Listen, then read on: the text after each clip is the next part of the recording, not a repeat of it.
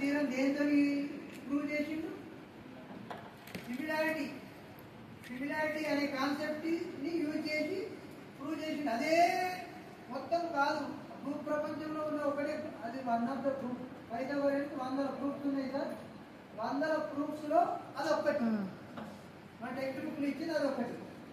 అదొక్కటి కూడా స్టూడెంట్ కి అర్థం చేయించడానికి చాలా ఇబ్బంది పడతారు. You draw A perpendicular from right angle. ఇది రైట్ యాంగిల్ ఇక్కడే కదా, రైట్ యాంగిల్ నుంచి ఒక పర్పెండిక్యులర్ గీయమన్నాడు. గీసిన తర్వాత యూ గెట్ 2 ట్రయాంగిల్స్. ఈ ట్రయాంగిల్స్ సిమిలర్ అని చూపించడానికి కష్టాలు పడతాం. అవునా కదా సార్? ఇంటెలిజెంట్ స్టూడెంట్ కూడా అర్థం చేయించడం ఆ థీరము చాలా ఇబ్బంది అవుతుంది. కానీ సింపుల్ గా ఈ దాన్ని ఇట్లా పెట్టండి. ఇది రైట్ యాంగిల్ 90 డిగ్రీస్ కదా. ఈ 90ని 90 దగ్గర తీసుకెళ్ళండి. Both 90s are equal. ఇది 30 డిగ్రీస్, ఇది 60 డిగ్రీస్. అంటే స్టూడెంట్ కి ఈజీగా ఈ యాంగిల్స్ అన్ని ఈక్వల్. యాంగిల్స్ అన్ని ఈక్వల్ అయితే సిమిలర్. ఇది ఒకటే కాదు, అంటే యాక్చువల్గా మనకు ఇట్లా చేసి ఆ ఫిగర్ ఇస్తారు. దానికే మనం సిమిలారిటీ యూజ్ చేసుకొని ఆ రేషియోస్ తో ఆ పైథాగోరస్ థీరం ప్రూవ్ చేస్తాం.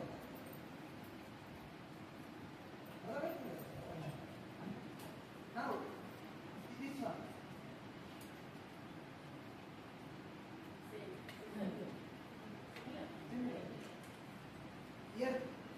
ఇట్లే ఇంకా మీరు ఎన్ని ట్రయాంగిల్స్ అన్నీ గీయండి, కదా పర్పెండిక్యులర్స్ అన్ని గీయండి, అన్ని సిమిలర్ అయింది.